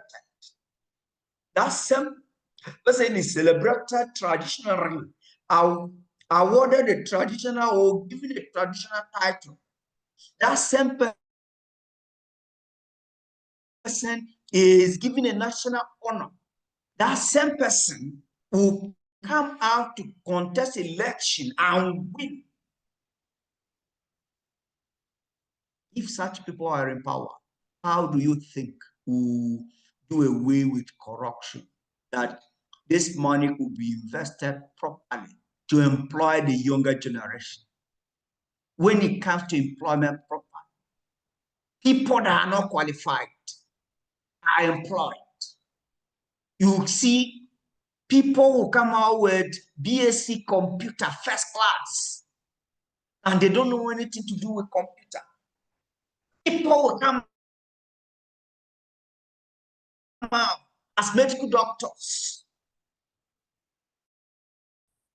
And if you want them to prescribe anything for you, they must search online to write a prescription for you concerning a very simple ailment. What kind of people are we graduating? You are here today as a participant, as a student in this particular course. Are you employable? Are you just here because you want a certificate? What do you think? Just getting that certificate, you are targeting at getting that certificate and being employed without knowing, without understanding anything that has to what is being taught here. You own just to get that certificate. I'm more interested in the knowledge. This is what is going on among our students. Students will tell you directly to your face. Students will tell you to your face that what I want is the certificate I want. I want the certificate. With the certificate, I can go and get employed. They are not interested in getting the knowledge. When you don't get the knowledge, how would you be employed? If you are employed, it means you are employed in the wrong place. And if you are employed, how would you be able to practice what you have claimed and you have known? It is a big problem in the society. Students, participants like you are coming only to the certificate and go to the to be employed. That practice is also killing our system. Employment. People are employed based on connection. People are employed based on relationship. People are different affiliations. And when they are there, they don't know how to do what they are employed to do. There is this lady who is employed, is in the university here. The lady was employed as a computer operator. And there was a time the secretary was not around. And our master gave her a very simple thing to type. Go and see how the lady was sweating. Computer operator who cannot even build a computer has been employed as a computer operator. One day, that person will rise to the highest point in the system, and he will be the person who shouting on others. This is the kind of people we are employing. This is the kind of people we are graduating. This is the kind of people this is the kind of practice you have come. You say, my own is just a certificate. Me, I don't need that knowledge. When I get the certificate, that's all. Are you one of those type? If you are one of those type, it is not good. Then government must invest in creating jobs as well as educating in education and training programs. People must be trained in different areas.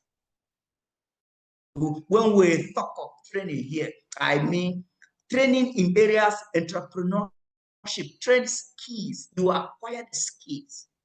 Then policies that support small businesses and farmers can also help to create jobs in the country. If you are talking of creating job opportunities, you must target farming, because if you look at the issue of farming in most developing countries, why is farming always used? Because majority of the people, they are engaged in farming. So when you invest in farming, there is probability that you employ both the educated and non-educated. And now the trickle-down effect of that will help a lot of people in the society. So the issue of unemployment, it causes that they're just saying that the idle mind is the devil's workshop. So if you have so many people and you don't employ them, then they become a problem in the society. And when they become a problem in the society, then you are there. So it is very good that people should be employed. Employment will reduce some of the social biases. Imagine if you are employed. When you wake up in the morning, you are going to your place of work. You may stay there, and if you may have assignment, extra assignment, you have to do the assignment for a very long time, and at the end of it, you even be managing. So I throughout today, I didn't rest. I need some minutes, I need some time to rest. Otherwise, I haven't rested. Somebody who is employed and occupied, where would the person have that time to be going about, be flaying about?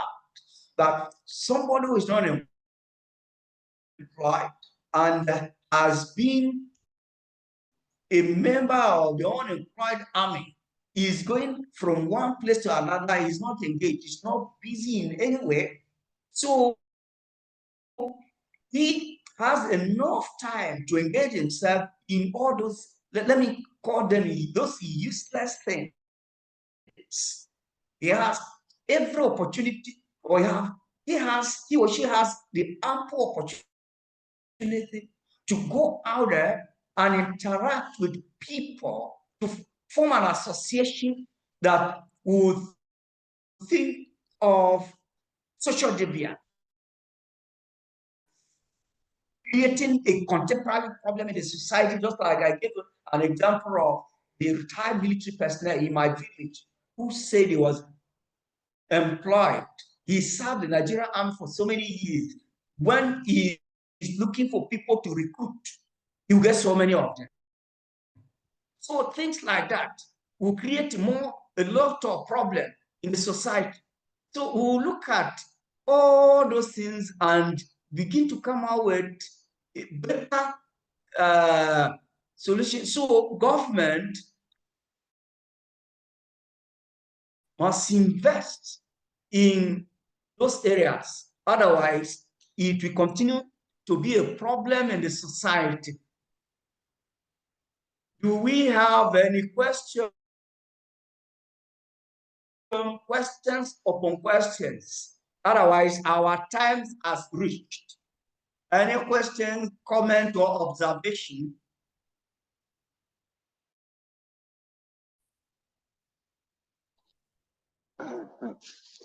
At my Are we end, no together? question. We are together, sir. So I think it's Okay. self-explanatory. Hello, sir. Yes. So I want Okay. to, yes, sir. I want to add to what you have said on these 2 points, which is Yes, go ahead. poverty and unemployment. And poverty has caused a lot of things in this country, has caused a lot of social problems, social issues in this country. This poverty, you get mention of Yahoo. But what this poverty have caused is more than Yahoo. Let me relate it to what happened at water. The genocidal attack there is as a result of poverty. I can say that it leads to poverty because there are some little things that government have to put in place that would mitigate, that would reduce those things, and they fail to do it, like kidnapping as a social problems now. It's as a result of poverty. That's how I see it. And coming to unemployment, and when you are discussing about unemployment, you got mention of uh, um, students looking for certificate instead of knowledge. So in this country, as corruption has eaten deeply in the heart of this country, they don't value the knowledge that someone has. What they value is the certificate. And that is why many Nigerians now form a habit of getting the certificate, not the knowledge, because they don't consider, they don't see what is inside the brain, is what is written on the paper that they value. You see somebody in some of us that were managing as teachers, you will see somebody, they'll give that person employment as a confirmed teacher, and the person, common things, the common thing like this for that person would do, they can't. And you will see what is there. You will see which type of thing that is happening. They value the certificate, not the knowledge. And it's corruption that is causing that. If not corruption, normally they're supposed to value what is upstairs, not what is on the paper. Thank you, sir.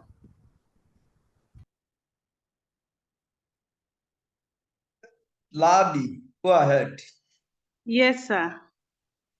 Sorry, the first time I spoke, I was just trying to settle in. I'm sorry. So, Sana, I have a question. Seeing Go that, ahead and ask your question.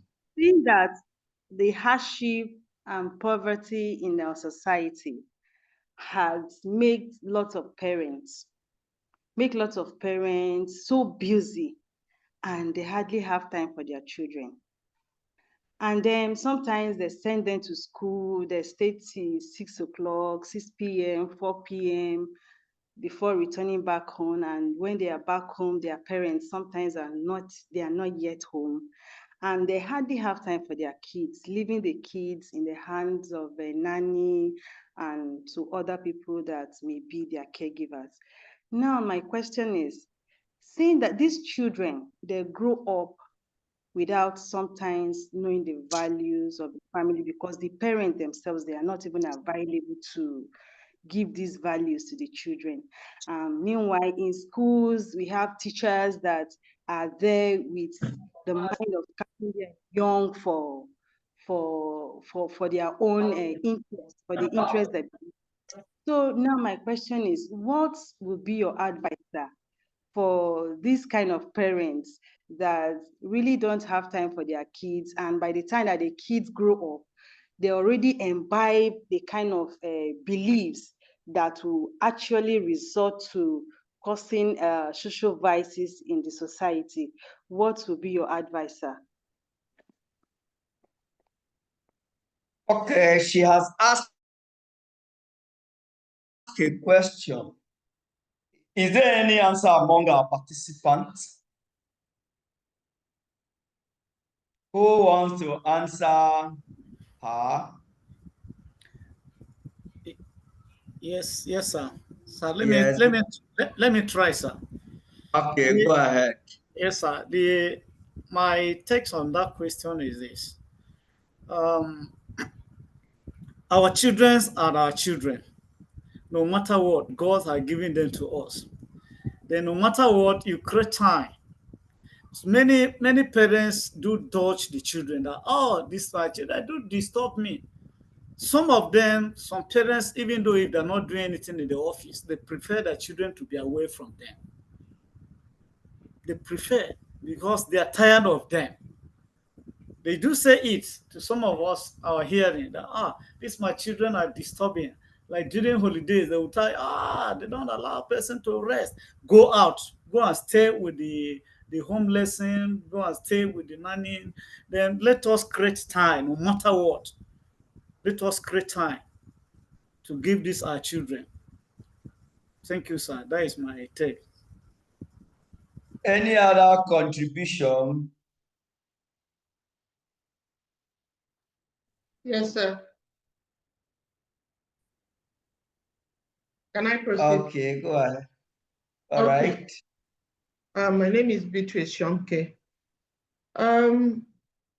We live in a society now where people are, yes, things are difficult. People are trying to live at certain standards, but we must come to a point of deciding what is priority to us. Society is driving a lot, but people must make decisions of what they want and what they don't want. It's doable. I did it some years back, and I think it is still doable. Parents can choose to lower certain standards, lifestyle standards, to be more available to their children. It's very, very difficult, but it's doable. So parents need to look at what kind of children do they want to raise, what do they need to do to achieve that and make the necessary sacrifices. And it's difficult, like I've said, but people need to make a choice of their priorities, decide what are priorities and stick to them. It's not going to be easy, it's very difficult, but the end result is worth it. It's worth it. Thank you very much.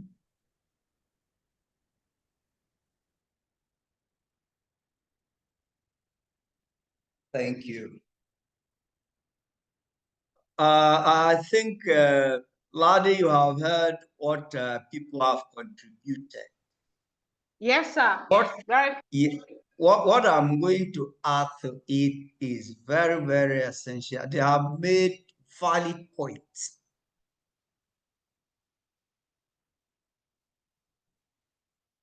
You have maybe a business, a workplace, and your home.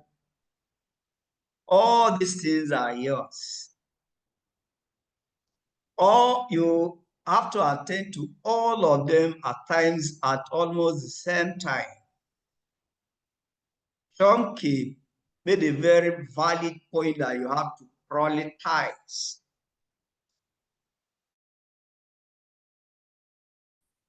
If you prioritize, there are certain things you do, and there are certain things you don't do. Today, you mentioned that economic hardship has pushed so many people to allow their children to be left in the hands of caregivers. These caregivers that we allow our children in their hands. You will see a lot of things on the social media videos of caregivers handling our children on the social media. You see, for people in Lagos, they will tell you their experience with the caregivers.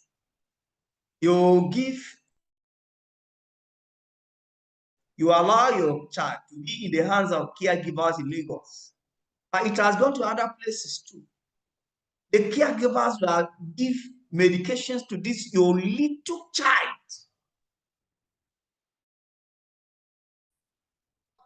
For him to or her to sleep, to allow them do what they want to do. Because they have many of them. Yes. If you have many of them, and all of them are crying and they want your attention, what some caregivers do is to give them drugs, to give them medication that they will sleep. And as you are dropping your child, this medication are being administered to him or to her so that she can sleep throughout the time she or she is kept there. In the evening, when you come to pick your child, you discover that now that the child has spent few days in the caregiver's hand, the child is no longer active as he or she used to be. How would you feel? Let's consider this vis-a-vis the economic hardship that has pushed us to go and keep these little kids in the hands of caregivers. How can we feel? And imagine the long-time negative effect of that on a little child. It means they are damaging the brain of this little child at this tender age. What do you think? Or how will this negative impact at the infant stage? What repercussion do you imagine your child having it at the long run? There are certain things we should avoid. I'm saying, let me repeat this one. There are certain things we should avoid. These are children at a certain age. We are not supposed to give them in the hands, allow them in the hands of caregivers. My little child of 3 years, I took her to a military school, and the teacher came pleading that I should enter lesson for a child of 3 years. I said, no, I can't do it.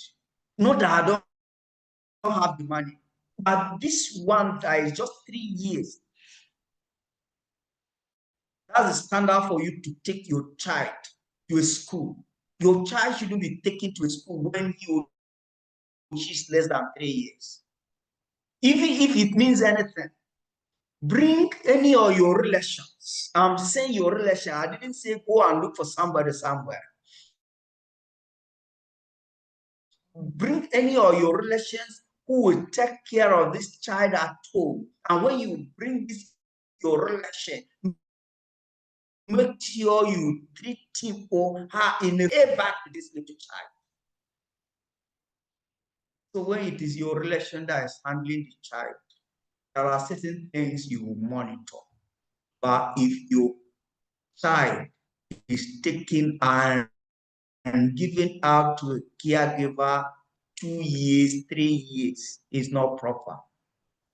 So I told the teacher, I don't allow my child of 3 years to do any lesson.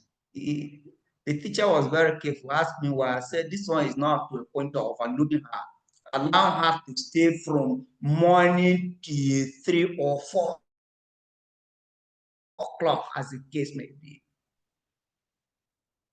So no matter how busy I am, I always try to reach out, to reach home, so as to go and pick these little children. So my answer is, there is a point you allow your child in the hands of the caregivers. That is 3 years is not up to a school age.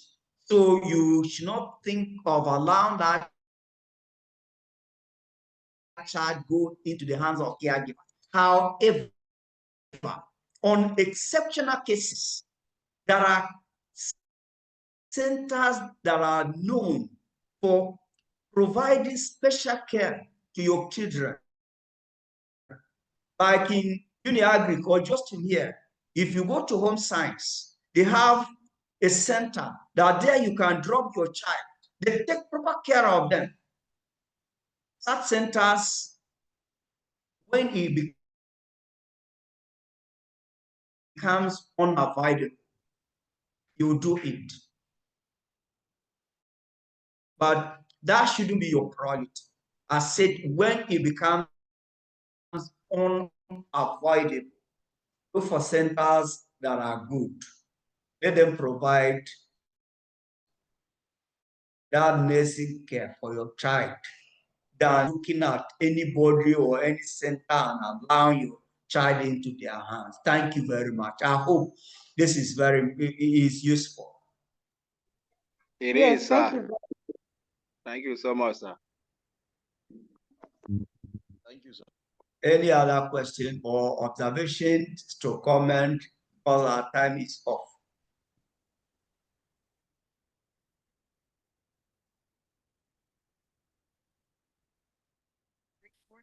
Okay, in absent or any question, we meet later in the day. Thank you, and thank you. Thank you, Bye-bye to sir. everybody. Thank you, Bye. sir. Thank you, sir. Bye-bye.